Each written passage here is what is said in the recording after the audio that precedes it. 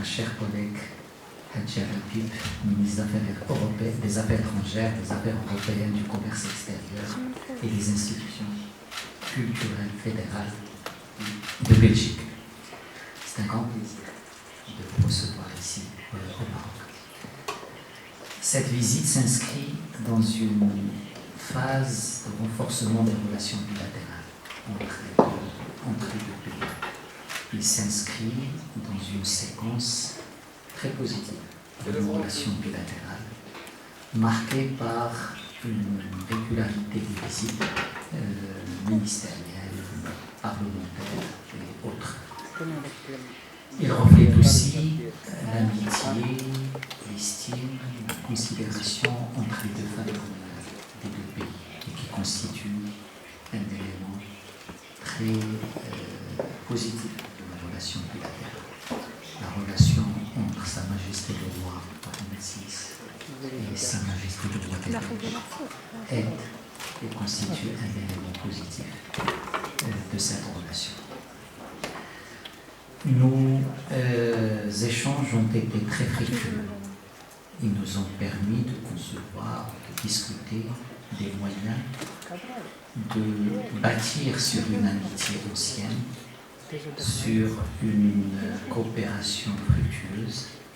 Comment bâtir sur ça un partenariat plus stratégique, avec un contenu diversifié et avec une implication de différents acteurs économiques, parlementaires, sécuritaires, judiciaires dans cette coopération.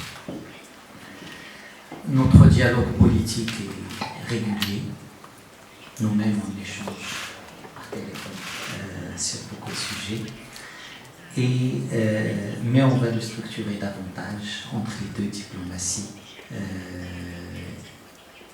à Bruxelles et à Rabat, mais aussi dans les différentes capitales internationales. Nous avons, dans le cadre de notre discussion, évoqué la tenue prochaine de la commission de coopération de l'ONU au cours de l'année prochaine. Ça fait 10 ans que cette structure ne s'est pas réunie et nous allons travailler pour la préparer pour l'année prochaine. Et pour cela, suite à l'invitation de ma collègue, je compte me rendre à Bruxelles au début de l'année prochaine pour la préparation de cette échéance.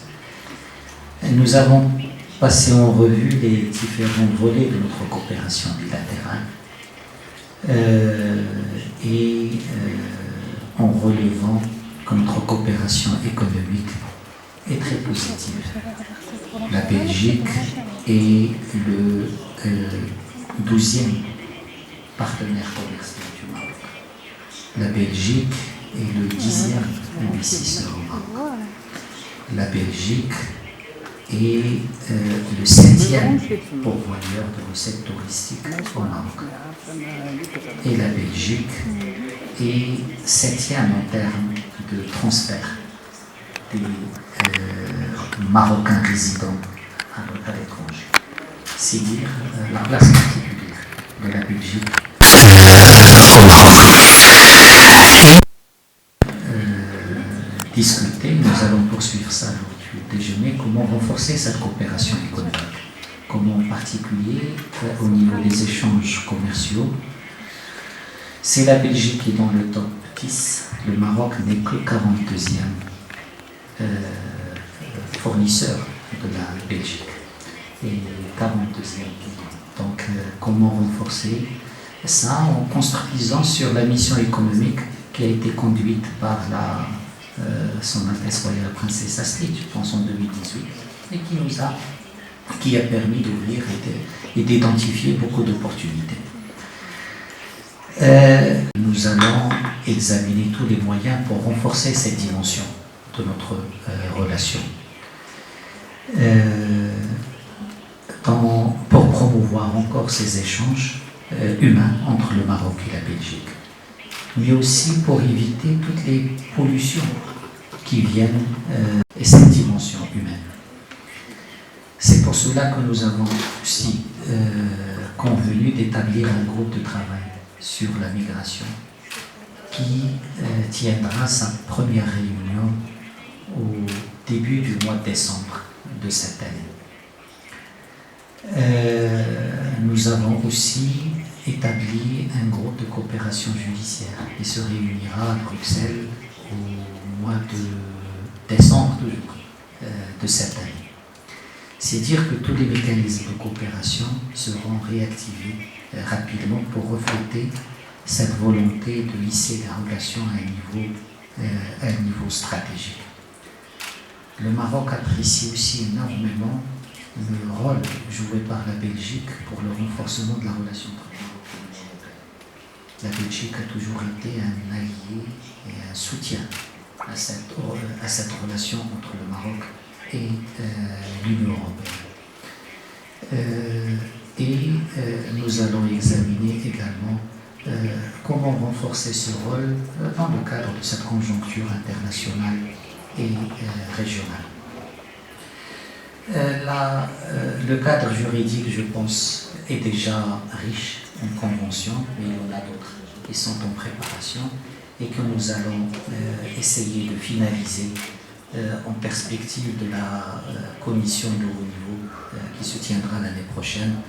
Au moins 13 accords sont en cours d'examen pour une finalisation rapide.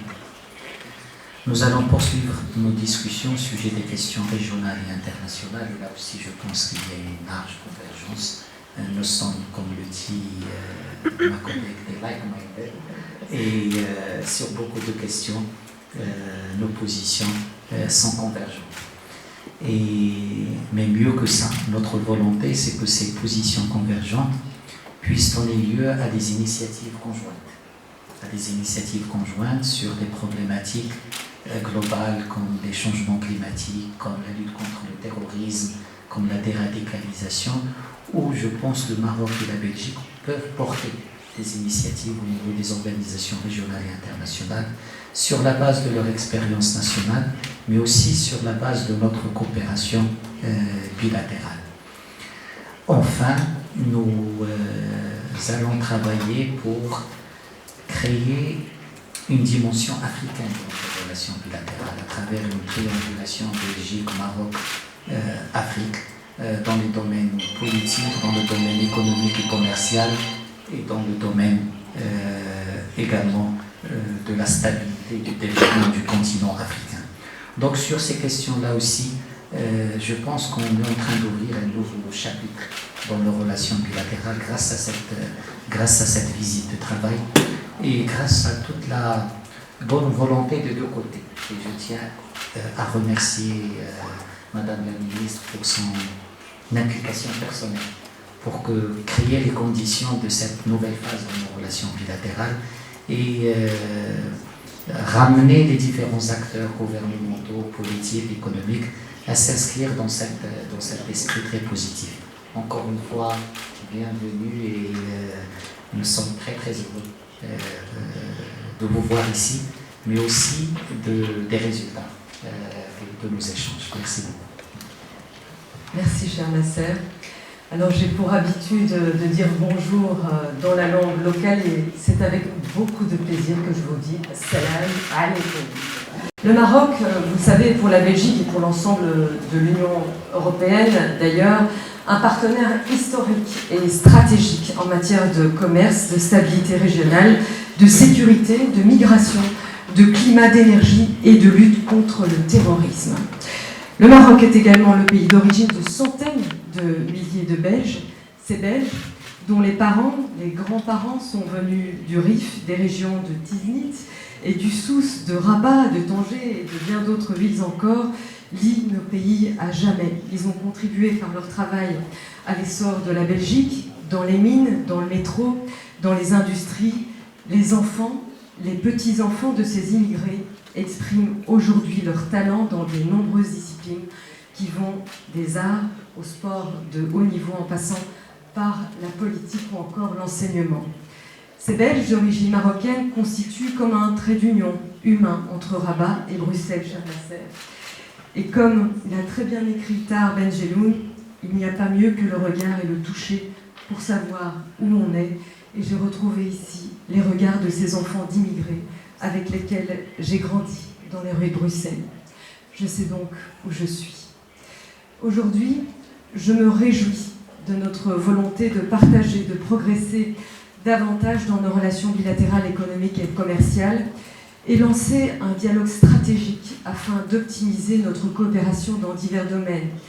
Je suis venue, vous l'avez dit, cher Nasser, avec un agenda positif.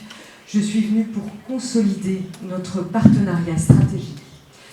Nos excellentes relations, l'importance de nos liens historiques et nos défis communs rendent toutefois l'établissement d'un dialogue régulier, structuré, plus que nécessaire.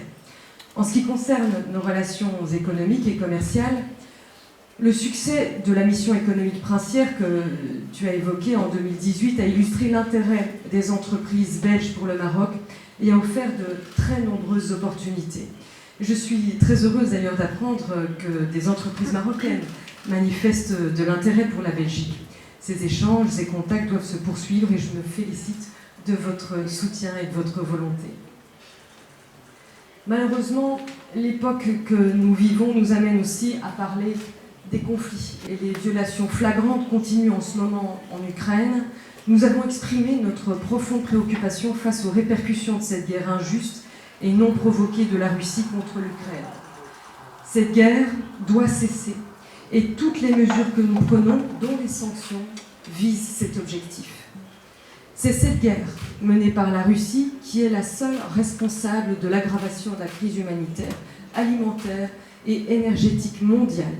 Des crises qui nous préoccupent et qui renforcent notre volonté d'agir ensemble au niveau international. Nos pays condamnent toute violation des principes fondamentaux de la Charte des Nations Unies et de l'usage de la violence. Je souhaite d'ailleurs saisir cette occasion, cher Nasser, pour remercier une fois de plus le soutien récent du Maroc à la résolution de l'Assemblée générale des Nations Unies sur l'intégrité territoriale et la souveraineté de l'Ukraine. Nous avons également discuté du processus de paix au Moyen-Orient. La priorité partagée par nos deux pays est que la reprise d'un processus de négociation crédible entre les parties fondé sur le droit international et des paramètres reconnus. Nous avons réaffirmé l'engagement de nos pays en faveur d'une solution à deux États, avec l'État d'Israël et un État de Palestine indépendant, démocratique, contigu, souverain et viable, deux États vivant côte à côte dans la paix, la sécurité et la reconnaissance mutuelle, avec Jérusalem comme future capitale des deux États. En Syrie, nous continuons de préconiser une solution politique conformément à la résolution 2254 du Conseil de sécurité des Nations Unies. Il n'y a pas de solution militaire à ce conflit.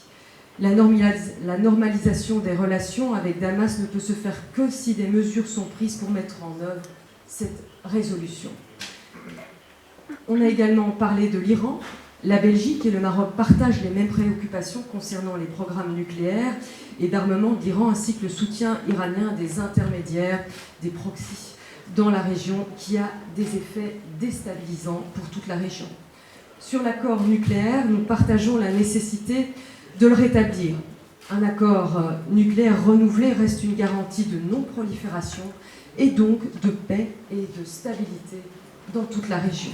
Nos pays appellent l'Iran à avancer concrètement dans la négociation du JCPOA et à respecter ses engagements internationaux. Lors de notre entretien, j'ai exprimé mes fortes préoccupations quant à la lourde répression aussi. La lourde répression et aux violences à l'encontre des manifestants qui ont actuellement lieu en Iran. La Belgique a été parmi les premiers États à soutenir les nouvelles sanctions proposées par l'Union européenne. La Belgique continue également à soutenir le peuple iranien dans sa demande de voir ses droits fondamentaux garantis. Nous avons également eu des échanges de vues sur le Sahara occidental, dont il est important que le processus politique reprenne. Une solution politique négociée, juste, durable et mutuellement acceptable est essentielle. Notre pays appelle au respect du cessez-le-feu et soutient le processus politique mené par les Nations Unies. Nous avons réitéré notre soutien aux efforts du secrétaire général des Nations Unies, de son envoyé spécial personnel, Staffan de Mistura, et appuyé et reconnu le rôle important de la MINURSO pour faire avancer le processus politique. Cher Nasser, la Belgique considère le plan d'autonomie présenté en 2007 comme un effort sérieux et crédible du Maroc et comme une bonne base pour une solution acceptée par les parties. Avant de conclure, je voudrais te remercier, cher Nasser, pour les échanges fructueux, l'agenda positif axé sur notre avenir et souligner que je me réjouis sincèrement de notre coopération et de notre volonté de poursuivre notre dialogue, notamment au sein du Conseil des droits de l'homme, auquel la Belgique et le Maroc viennent d'être élus ensemble. Je vous remercie. Shukran.